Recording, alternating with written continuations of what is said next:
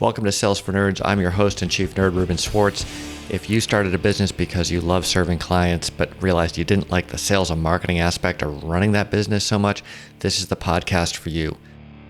Sales and marketing doesn't have to suck. It can actually be a lot of fun. And on this show, we're going to teach you how to connect instead of network, teach instead of market, help instead of sell, so you can keep serving people even while you're building your pipeline and growing your business. Now let's get to it. Today, I'm super excited to have with me Erica Holthausen of Catchline Communications. She helps turn experts into authorities by getting them published in places like Harvard Business Review, Entrepreneur, Inc., etc., so that instead of being well-guarded secrets, they can actually get exposure to their ideal clients and have a bigger impact in the world. Erica, thanks for joining me on Sales for Nerds. What do you have in your glass? Oh my goodness. Thank you for having me, Ruben. So, what I have in my glass, because I like a little sass, is Rocket Like a Redhead's Cabernet Sauvignon. And it's Awesome. called The Rebel because, What yeah, else would it be as I called? said, I like a little sass.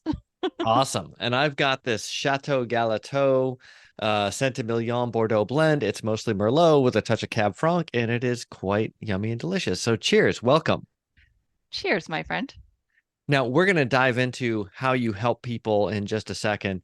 But before we get there, tell us a little bit about how you got to this place of helping people get published in these places. That's not something that you traditionally hear of as an aspiring career path.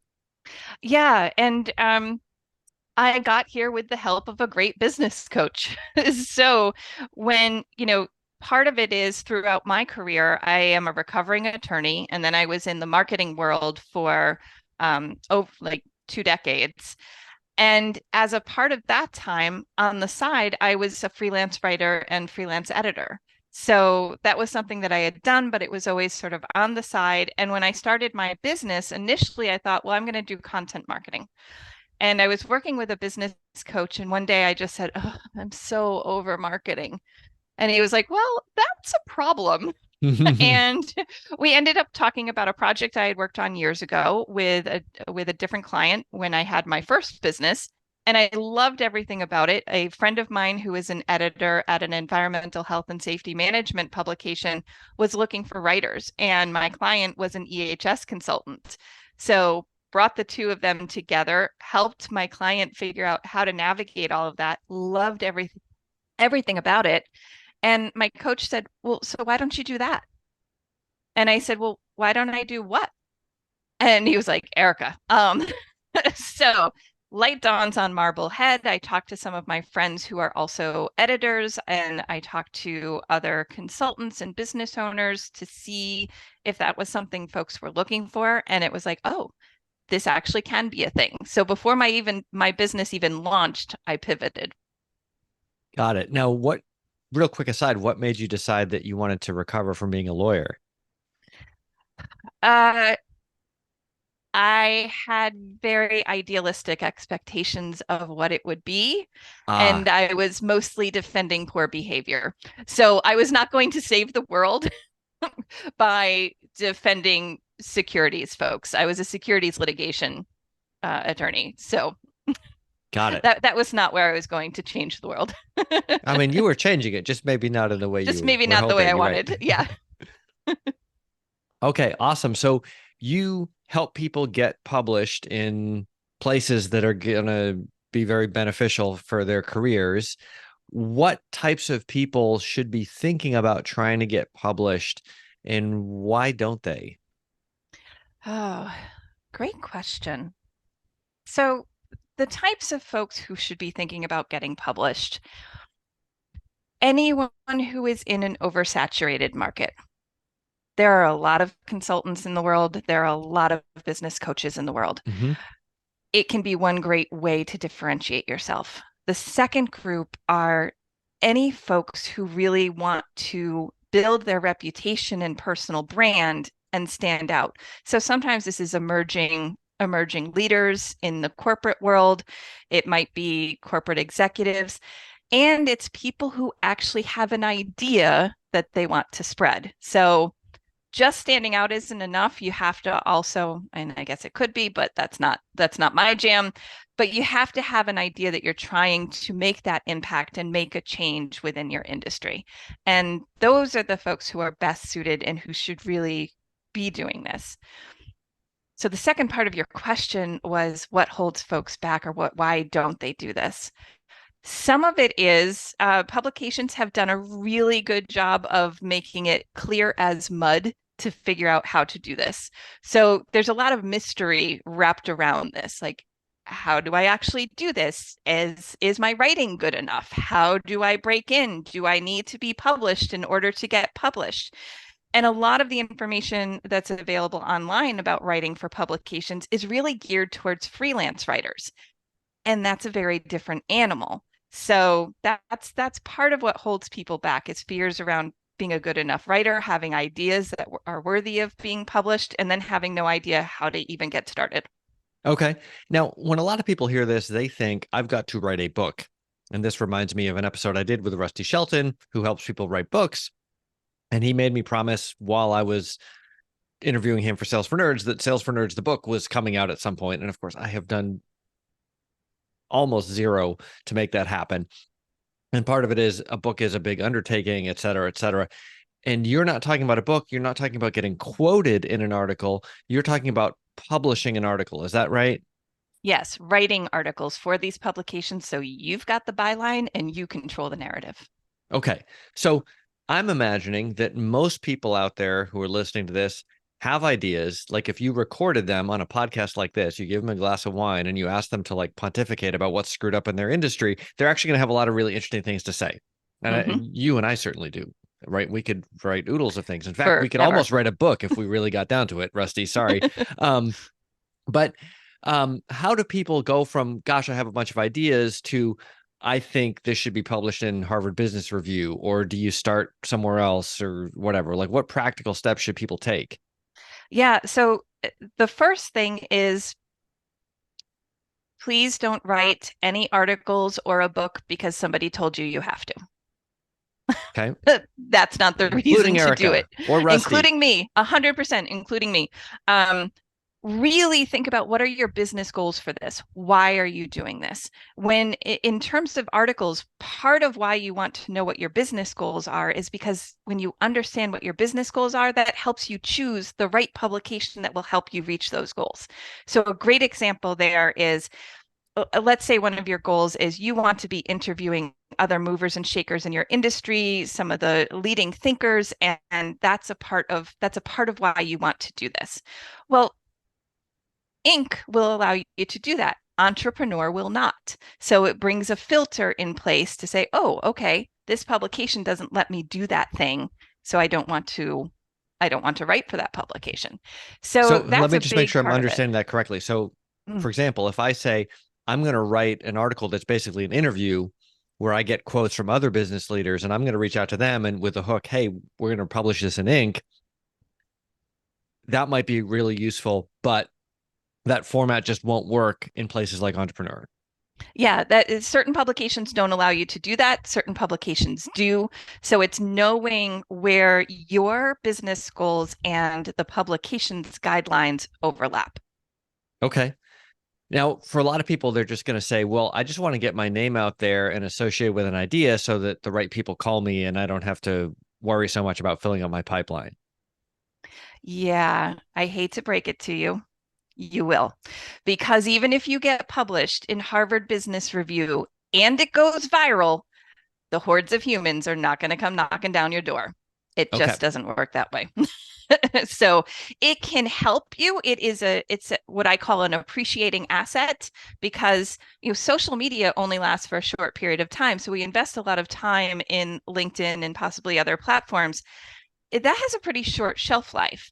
An article has a much longer shelf life. As long as it is still relevant, you can use that for years. And if you use it strategically in order to open the door to opportunities, get conversations happening, get different speaking engagements, all of that can be done if you are using it strategically. But just like there's nothing passive about passive income, This isn't a magic bullet, and this is a long game situation. So if you are up against the wall and you really need to be bringing clients in, this is not the road to take.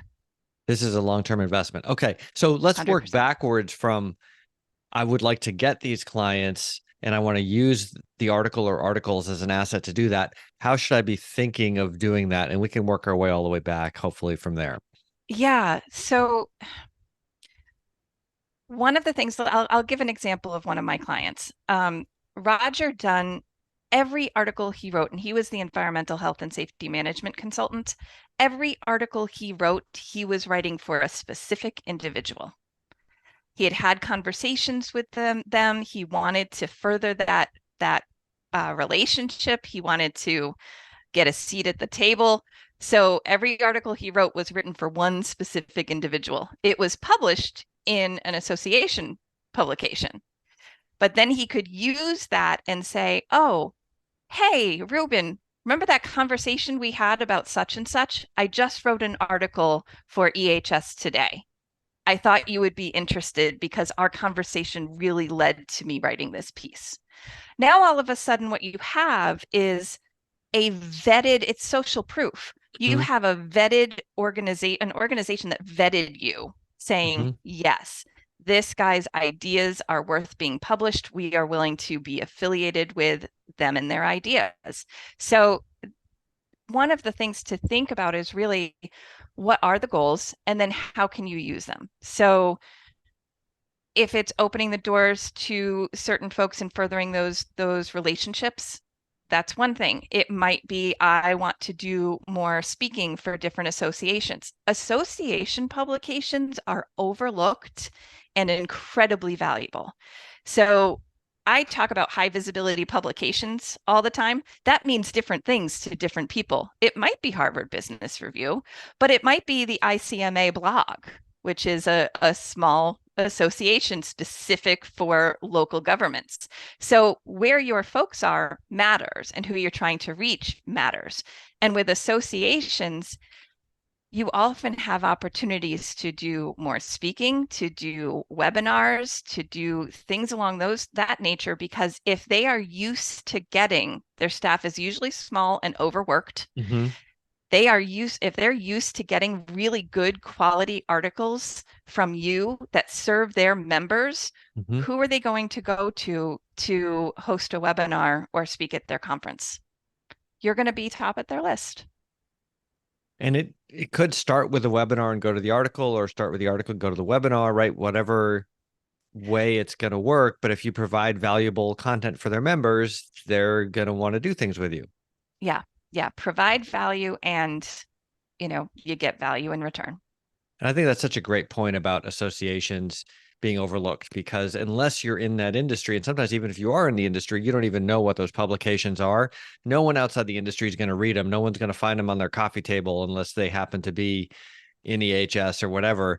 But for the people in that world, they're really into it. And those places are always eager for an interesting take on things, right? Because a lot of them, they Yeah. kind of publish the same general stuff again and again and again with different names and slightly different words. But if you got a fresh take, that's Yeah. really helpful for the organization. And that's something all editors across all types of publications are looking for. They are looking for you to add to the conversation. So one of the reasons that people get rejected from publications when they pitch is it can be, sometimes it's because the pitch is terrible, but assuming the pitch is great, it may have nothing to do with you. It may be that we just published a piece that was on that same topic and took that exact same angle. So Mhm. this isn't the right piece. They want to continue the conversation. So when you've chosen a publication, looking through everything for the past 6 months or longer that was written about your topic, and look for the things that get you to say one of three things. Look for anything that makes you pause and say, yes, but, yes, and, no, because. Because Mhm. as soon as you have that, what follows are your insights that are adding to the conversation and taking it to that next level. And that's what editors are looking for. And hopefully, if you are deep in whatever tribe you're in, you're already reading this stuff anyway. You're probably reading the articles going, this person's nuts. They have it all wrong, which I Yeah. imagine would be a great opportunity to pitch a counter article or a counter argument saying, here's why what so and so wrote last month is nonsense. And instead, we should do it this way. Yeah, yeah, I mean, that is catnip to editors because they are looking. So for traditional business publications, most of them, the reason this opportunity even exists is because they need to create more content than they possibly could pay their freelancers and staff writers to write in order to boost up SEO and get the traffic they need, which is all about the advertising revenue. So magazines have always relied on advertising revenue. When that moved online, the need for content grew exponentially. So now there's this opportunity for experts to share their boots on the ground experience with an already established audience that the publication has.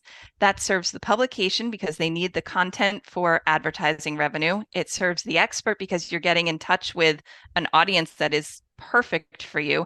And it serves the reader because now I get to read things that are written through a journalistic lens and things that are written direct from somebody who has boots on the ground experience. And you also end up with hopefully long-term SEO benefit, assuming they link back to your site, et cetera. If SEO is your primary goal, there are cheaper, easier ways to do this. If it is one of your goals, if it is something that you are paying attention to, that is also a great filter for choosing the publication, because then you would want to look for a publication that has your bio at the end of every single article with a link back. Some publications have that bio at the end of every article. Others give you an author page, and Mm-hmm. so it only appears once. So that's another thing that you can use to sort of evaluate. And I'm guessing maybe some publications, do they have a no follow in those links, or do they all That give you a real link? that is the extent of my SEO knowledge. Okay, fair So I'm enough. not sure if it's a no follow or if it's the other type of link. What I do know is for many of these publications, also, they want this stuff to be original and it is theirs for a period of time, usually 10 to 14 days. After that period of time, you are allowed to uh, repurpose. Basically, you can always repurpose it, but you can syndicate it, which is just take that same article and publish it elsewhere. So you can put it on your blog, you can put it on LinkedIn, and all they ask is a link back to their website because they are definitely thinking about SEO. Right. Okay. So how does one go about getting started? Let's assume that you're listening to this, you're a consultant, you have ideas. Do I go to my local industry, or not local, but sort of the niche publication for my industry? Do I go to HBR? Um, do I start small? Do I start big? Who do I reach out to? How does the process actually work? Yeah.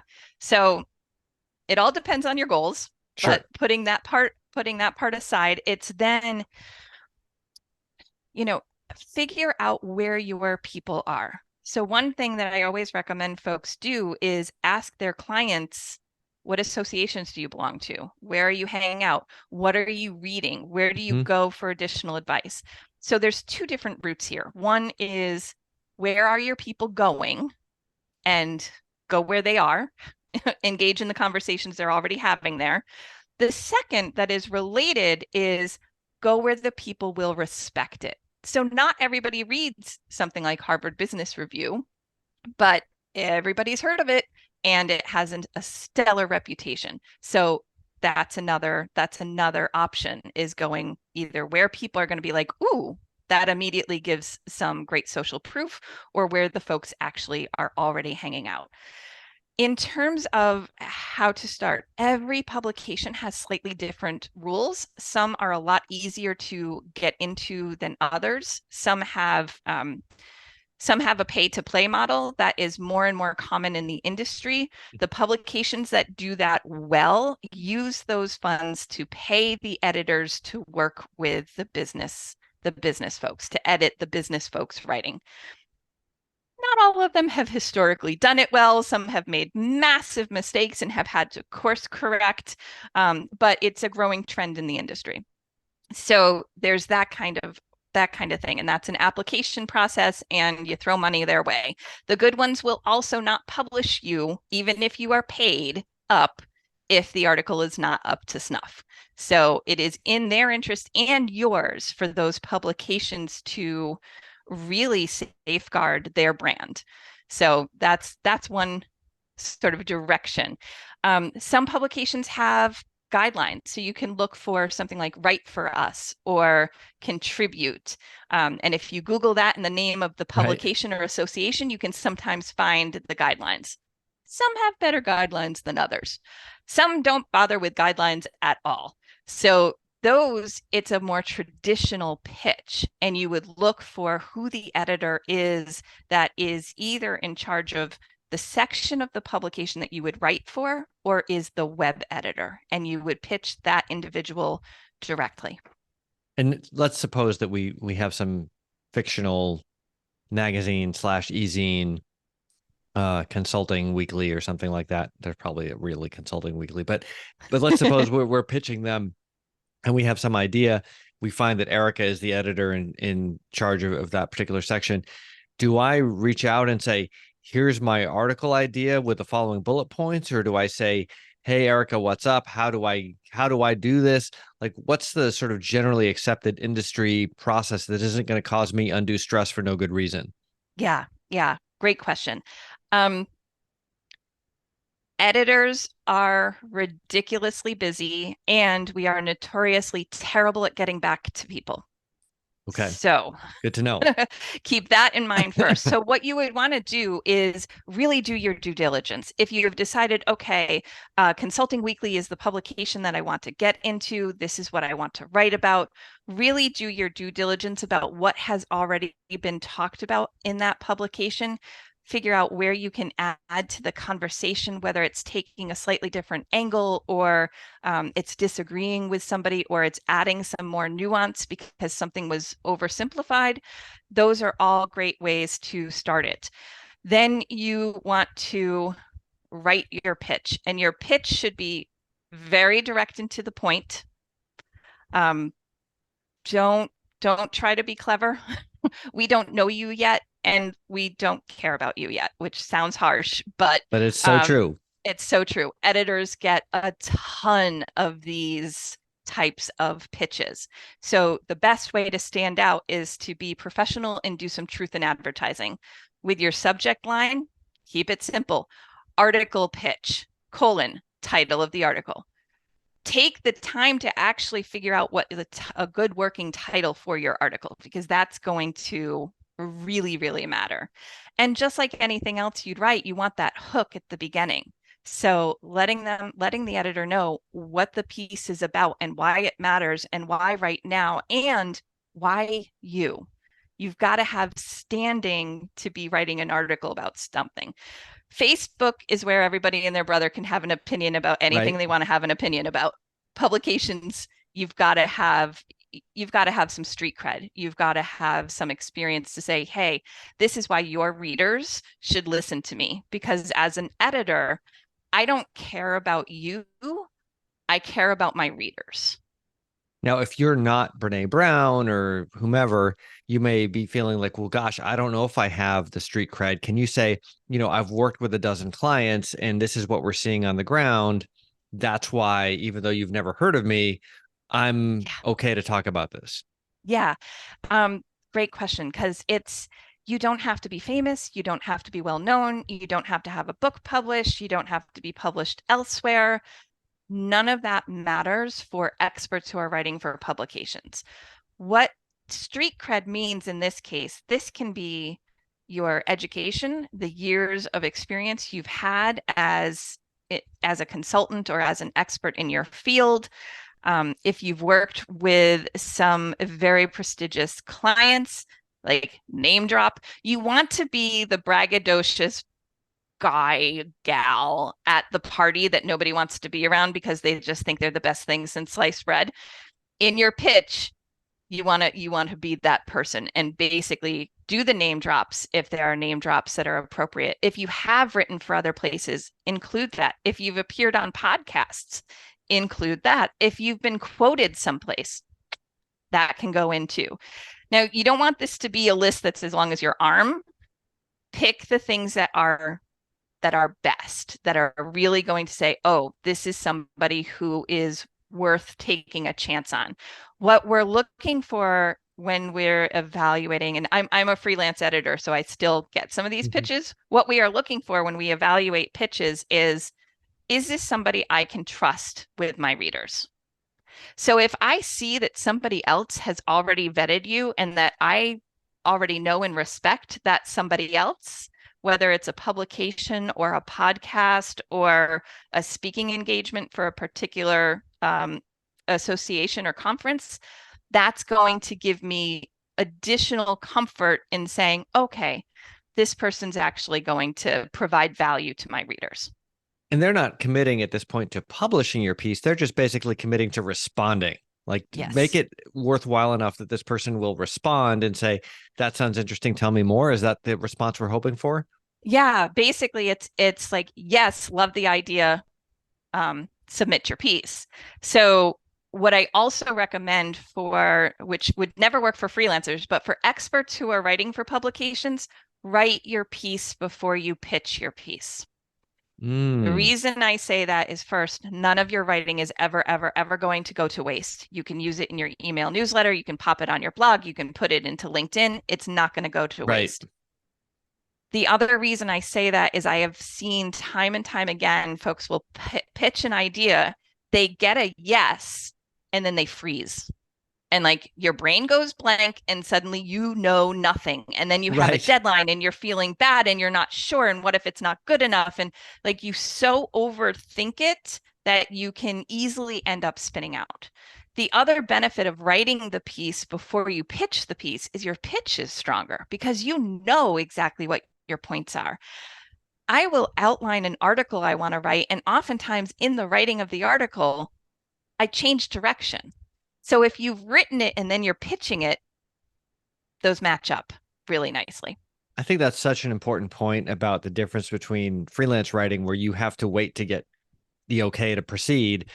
versus expert writing, where that content is going to be deployed one way or another. And you're just going to be willing to wait a little bit and see if it can be deployed by somebody else first. Yeah, exactly. Exactly. That's so helpful. So ideally, do we send pitches to multiple people for the same article, or do you have to like be exclusive? You got to be exclusive, Okay.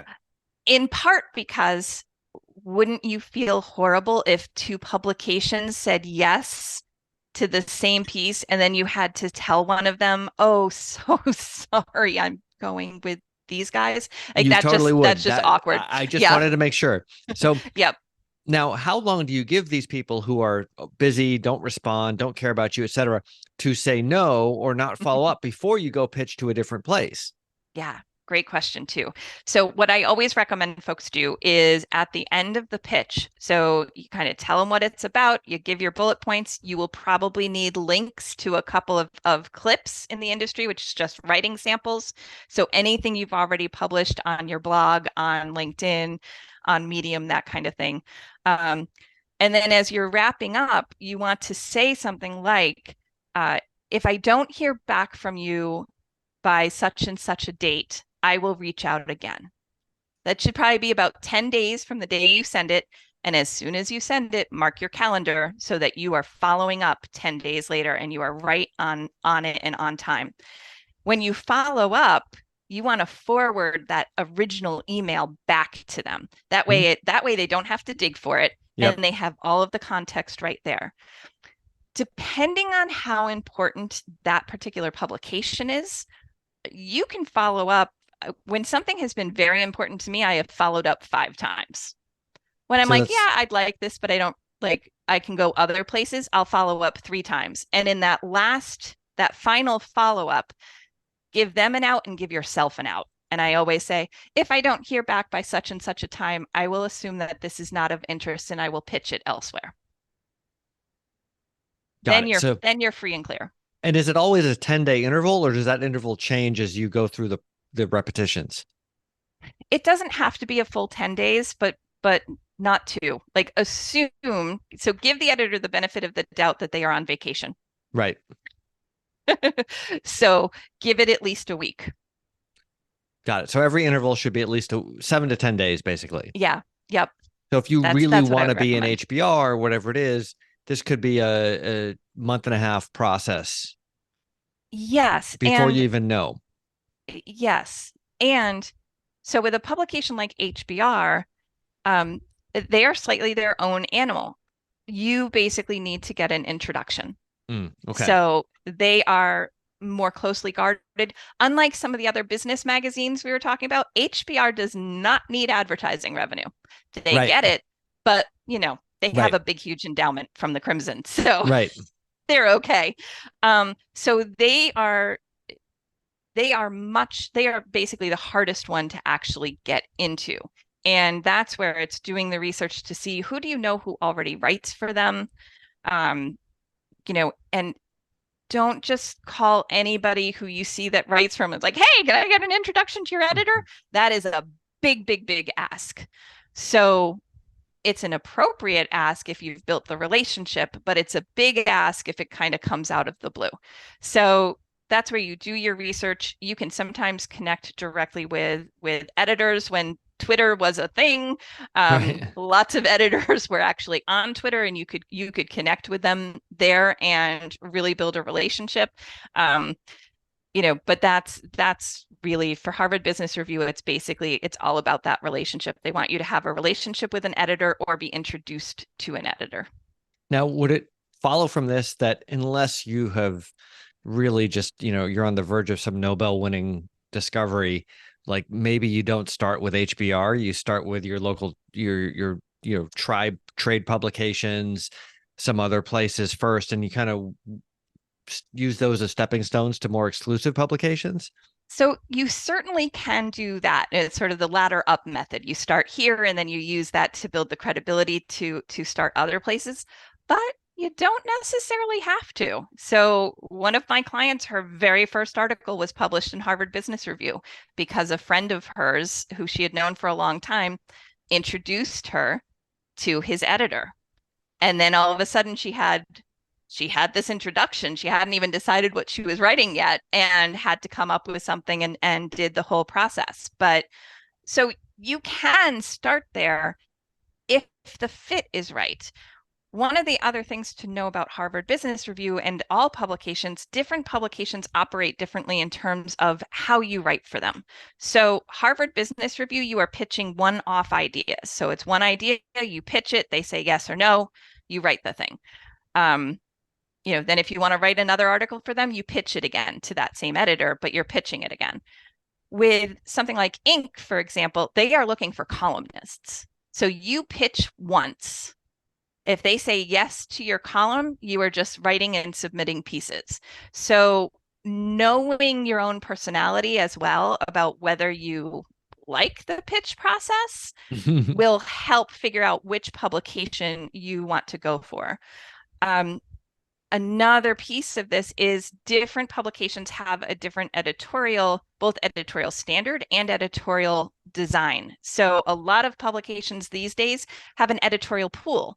So you don't get one editor Ooh. who you're working with directly. It's somebody different every time. It's whoever's on call that day is editing stuff. Harvard Business Review, you get an editor who is a full-on partner. They are very, very active.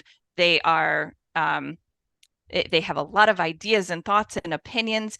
They push back on you, and you should push back on them. They're not pushing back to tell you we think you should do it this way. They're pushing back to say, have you thought about this? Does this work here? Like, let's make this as good as we possibly can. And then there are publications that are sort of in between, where you have an editor, they will make sure that it is up to snuff for their guidelines and make some minor tweaks if necessary and publish it. So I want to go back to something you kind of dropped in the middle, and I thought it was really intriguing, and you're just like, it's just part of my world, so it didn't seem that amazing to you. But the notion of you can pitch and you can become a columnist.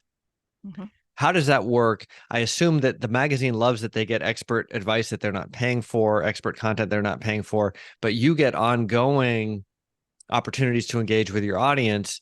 Yeah. How do you know, for example, which publications expect that and which don't want that? You mentioned HBR and Inc., but Yeah. out of everybody, like, how does that work? Yeah. So some publications actually have guidelines and they will tell you what they are looking for. A lot of publications don't. So they don't necessarily tell you. So then you can choose, I'm going to pitch a column and see if that flies. So you get to choose in that case. With associations, most associations, not all, but the lion's share of associations don't really know what to do with people who are happy to write for them. They don't have they don't have that really built out really well. Um, these folks tend to be very busy and overworked and frankly underpaid. Um, but they don't have a lot of the structure in place. So and they've been burned. Every single association has been burned where somebody has said, I want to write for you. And then it's basically been a big pitch fest where they're like, buy our stuff, buy our stuff, buy our Right. stuff. Don't be that person.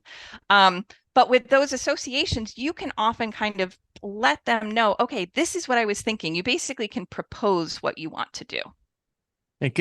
Now, when you're doing a column, does your column appear every time the magazine or e-zine releases an issue, or can it be like, once a month we hear from Erica? Yeah. So I'll use Inc. as an example because I have a client who writes for them and it's an easy example to use. So online publications, the online version of publications, they are putting out content and publishing it every single day. So if you're writing a column for Inc., when you submit your piece, it's then reviewed by your editor. If everything is all set, they're like, great, you're all set. It's going to be published on such and such a date. And they work it into their rotation. So the nice thing about that is that there's some flexibility. Like if life happens and you don't get your article Right. in every second Tuesday, Right. you're okay. In the newspaper world, because people have also written columns for newspapers. Newspapers are like, nope, we have a print schedule and you are Right. in at this time or you are just out of luck. Yep. So different animal with those online. And that could be something that maybe you can work out when you're having the discussion with your pitch. Like, I'd like to do a monthly column or a weekly or Yeah. whatever. Like, but most people probably don't want to get stuck trying to do a daily column. Yeah. Although maybe Yeah. some And people would. frankly, I wouldn't recommend a daily column. And this is Right. where I become a bit of a curmudgeon. I don't talk to my very best friend every day. Right. There's no way you have something that important to say every single day. Yep. I'm there with you. No argument here. But some people disagree, and that's okay too. So, circling back to what we talked about at the beginning, let's say that you are successful with these pitches. Actually, let me ask you one more thing. Obviously, it's going to vary based on the publication and your pitch and what they happen to publish the last 6 months. But in general, like, if I get rejected from 4 different places, should I feel terrible or should I just keep going? Like, Not at all. when do I know that I need to change something up? So that's a good question. So first, if you get any response from an editor at all, that's a positive. Just put it in the win column right there. Even if they say this 100%. is the stupidest thing I've ever heard. You're Well, like, not yes. they won't bother wasting their time to tell you it's the stupidest thing they've ever heard. What they might say is, you know, this doesn't work for us right now because we just did this. Please pitch again. If you get one of those, like do a happy dance because that was effectively a yes and it was just your timing that was off. If you consistently get complete crickets and you've pitched a bunch of different places and nobody's getting back to you, look at your pitch again. If you were in the shoes of the editor, would you say yes or no to that pitch? If they were pitching you to come on your podcast, would you be turned off or would you be like, ooh, this is intriguing? You want to make sure you're compelling, not confusing. You also want to make sure you're clear, not clever.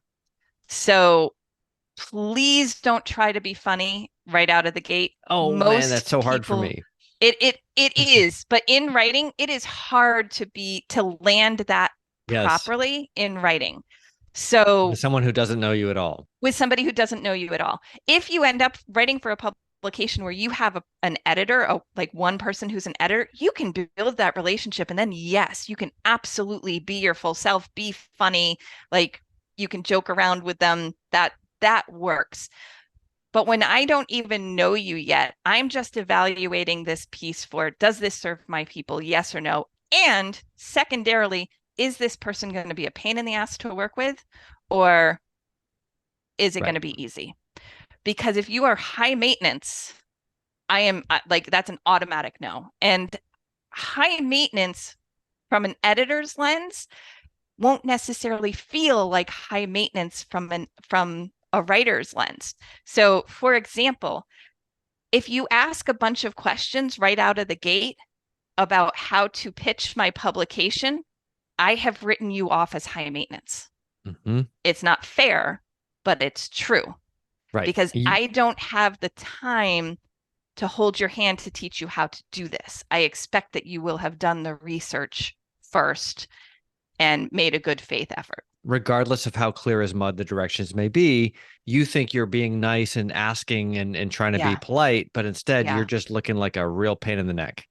Yeah. Yeah. The questions when you can start really asking your editors questions are once there's a yes. Once they're publishing your work and then it can be, hey, you know, just wanted to make sure, do you have any guidelines that I need to follow as I'm going through here? So once they say yes, then you can have your list of questions ready for them to find out things like, do they have a specific word count? Do they have any writer's guidelines that you need to be aware of? Do they have any practices that they want you to follow?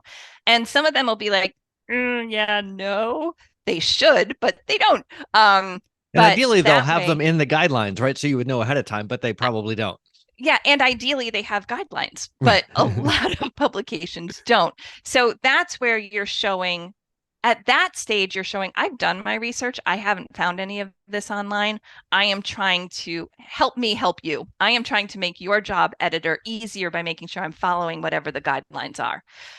A silly question that's also helpful is, do they have a style guide that they use? Right. Are they AP or are they Chicago? Certain things, do your research first. So don't ask like how they do titles and if it's title case or that kind of thing. Just go look on the website Right. and figure it out. But yeah, anything that is a good question that you just like, why would you know? Those are great questions to ask the editor After they say yes, after they say yes. not before. So Yeah. let's say that they do this and you do this and they publish it and it's great. How do we maximize the impact of actually getting these things in the publication? Yeah. So first, pour yourself a glass of wine and say Oh, cheers to a done. friend. Cheers. Celebrate those things. And then it's a series of different things. Have a plan in place when you start writing for publications for how you're going to use these things. So it might be that you have a list of people that you are going to send that article to. These could be colleagues, they could be prospective clients, they could be prospective partners, they could be mentors or people whose thinking and ideas have shaped your own. Hmm. And don't be afraid to retry. If somebody who you have been inspired by is somebody like Cal Newport, send it to him. You're saying thank you and hey, your ideas shape this. Anybody who you quote in the article or cite in the article, send it to them. So have your list of who you're going to send it to and make sure that those emails are custom. Don't do a big blanket email. You will regret it. This is an opportunity to build a relationship. Otherwise, don't bother doing it. It doesn't have to be a huge list, but have a list of folks that you're going to send this article to. Share it in all of the places. Share it on LinkedIn, on all of the other socials, and don't just share it once, share it multiple times because nobody is paying as much attention to your content as you are. And this is the place where you can send the generic, hey, my entire newsletter list is getting a link to this article, right? Yes. But it's different from 100%. the, hey, Cal Newport, I loved your book. Would love to Right. have you come on Sales for Nerds. Thought you'd really like Right. this article where I cite your blah, blah, blah, blah. Cal, Yeah. if you're listening, Yeah. come on Sales for Nerds. Hi, Cal. I follow him closely. I think he's amazing. So he has no idea who I am. But Yes. So the biggest difference there is your newsletter. Those are folks who, yes, are used to hearing from you. You'll probably get a couple of like, oh, amazing responses back. That's always lovely to hear. But newsletters are easy to get lost. Hmm. I will go months without reading some of my newsletters, and sometimes I just do a big, huge Yep. dump them Yep. because I just don't have the headspace. A personal email from one person to another, that's going to get more attention and more likely get it actually seen. So, And I totally agree with that. I'm just going to get on my conversational soapbox again and say, send the email just as Erica's suggesting, but also frickin' if those are the people that you have a phone number for, call them up and just tell them, especially yes, if you're thanking them or something like that. There's something about like hearing somebody else's voice, even if it's yeah, just in a voicemail, that is just way beyond an email.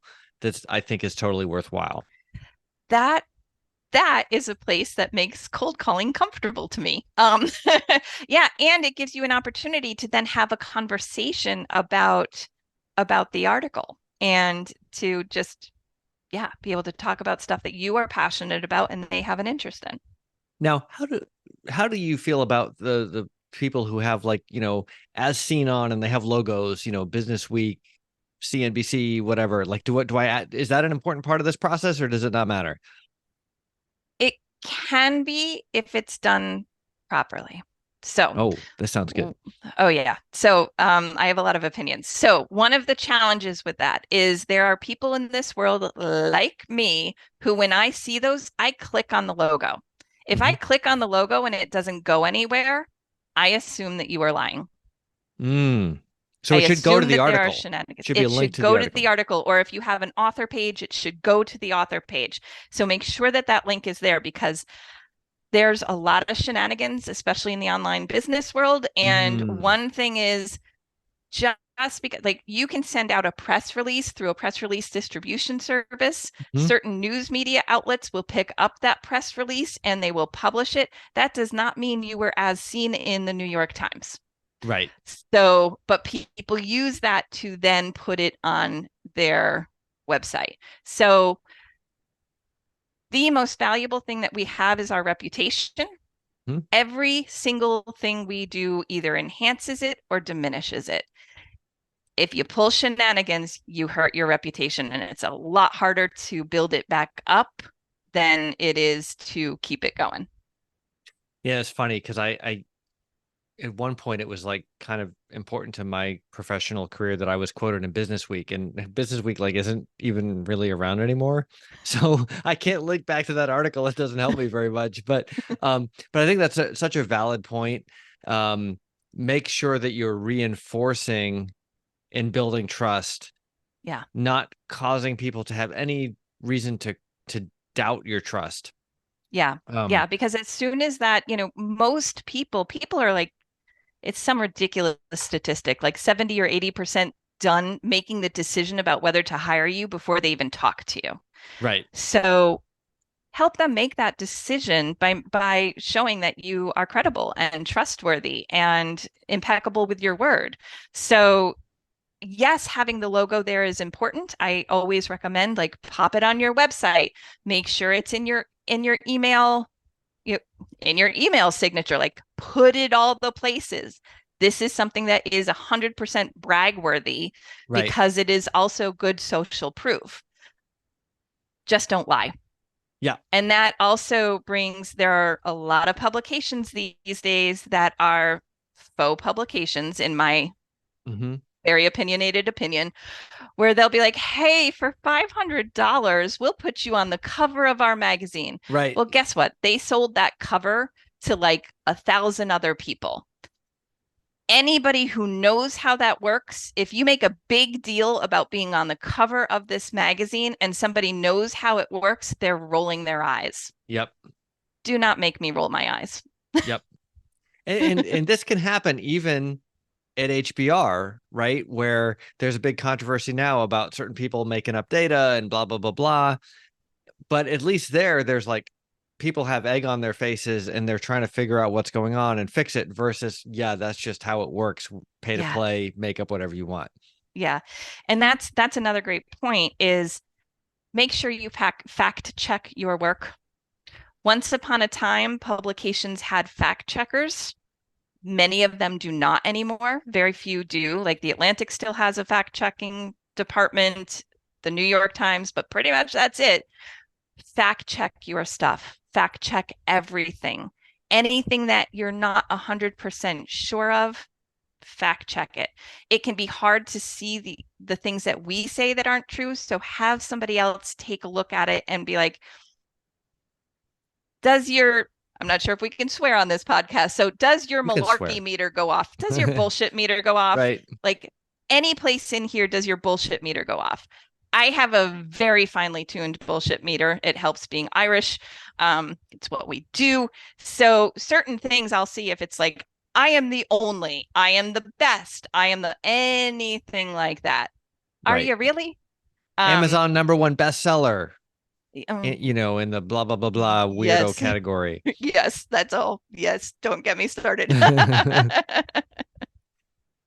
And it's such a So, good point because one thing that, like, as a nerd engineer, whatever, that drives me crazy, people will give a talk, write a piece, whatever it is, and they have an anecdote at the beginning that's not related to their thing, but it's supposed to make their thing more relatable. And a lot of times they're not experts in the thing they tell the anecdote about, and the anecdote is wrong. And the entire rest of the presentation, I just don't believe a word they say. And yep, they could be completely right, but they didn't bother checking if the anecdote was actually true. It just sounded cool, so they yeah, went with it. And I'm yeah, like, oh, you just torpedoed all your hard work. yeah. And please don't just say like studies show and not cite a study. Right. People are Link saying, to the study. yeah, The and don't link to an article that links to an article that links to a study. Link to the study and read the bloody study because oftentimes people will just read like the synopsis and take something from there. And you read the whole study and it's a whole different ball of right. wax.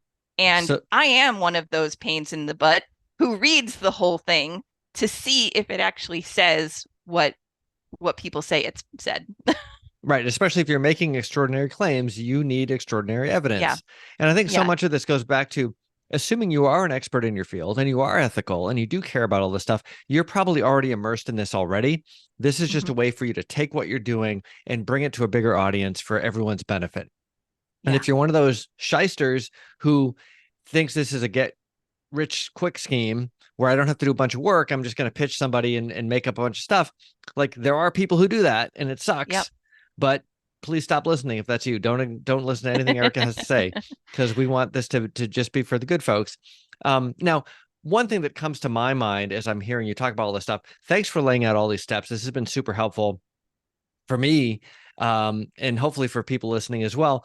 But if people would like help along the way, which I'm hearing a lot of these things, and I'm like, I think probably the thing you should do at this point is call Erica, and you're too modest to say you should really call me at that point. But if somebody gets that impression and wants to call you or reach out to you, how do they find you? How do they pitch you on working with you in a way that will brand them as not high maintenance and that you'll want to get back to them? Yeah. So a couple of different ways. Catchlinecommunications.com is my website. You can find more information there. By the way, I publish all of my prices because then we're all on the level playing field. So that's a place where you can learn a little bit more about what I do. The blog has a whole bunch of information. I'm on LinkedIn is my one and only social media platform. Please connect with me there, say hello.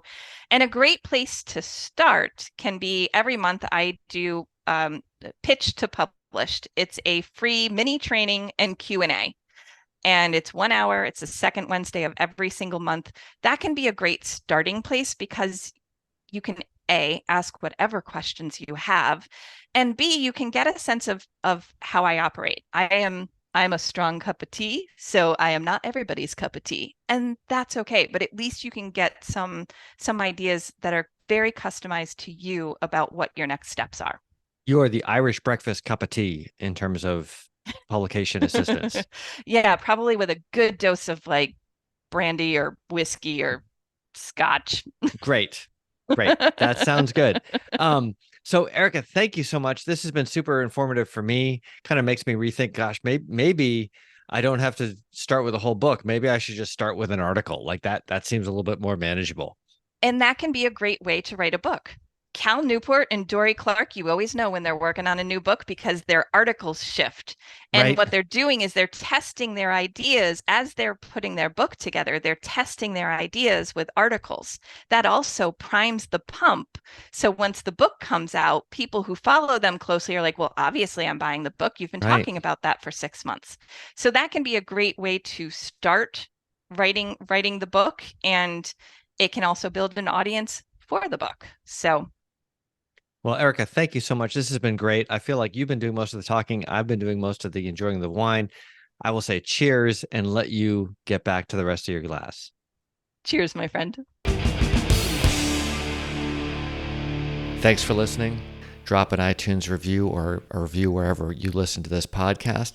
If you've got a friend who would benefit from this episode, let them know about it. If you've got a friend who wouldn't benefit from this episode, but you just haven't talked to for a while, now's a great time to give them a call. Thanks for listening. Until next time.